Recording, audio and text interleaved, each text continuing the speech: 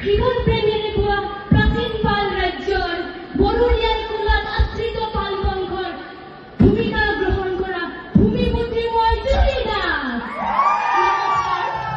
2025 বৰ্ষত বাইহাটা চাৰিআলিত অৱস্থিত পূব মহাবিদ্যালয়ৰ পৰা পৰিকল্পন বিজ্ঞান বিভাগত স্নাতক উত্তীৰ্ণ হৈ বৰ্তমান উত্তৰ পূৰ্বাঞ্চলৰ প্ৰথমখন বিশ্ববিদ্যালয় তথা কৃষ্ণচূড়া নগৰী হিচাপে খ্যাত ঐতিহ্যমণ্ডিত গৌহাটী বিশ্ববিদ্যালয়ৰ পৰিকল্পন বিজ্ঞান বিভাগৰ প্ৰথম ষান্মাসিকৰ এগৰাকী ছাত্ৰী, লগতে পুষ্পলতা যাত্ৰী নাম তিনিমহলীয়া ছাত্ৰী নিবাসৰ এগৰাকী আৱাসী।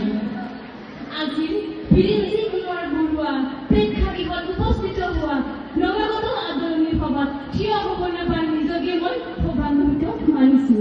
প্ৰেক্ষাগৃহত উপস্থিত সকলোৰে আগত মই মোৰ প্ৰতিভা উপস্থাপন কৰিবলৈ আগবাঢ়ি আহিছো। প্ৰেক্ষাগৃহত উপস্থিত সকলোৰে মোতকৈ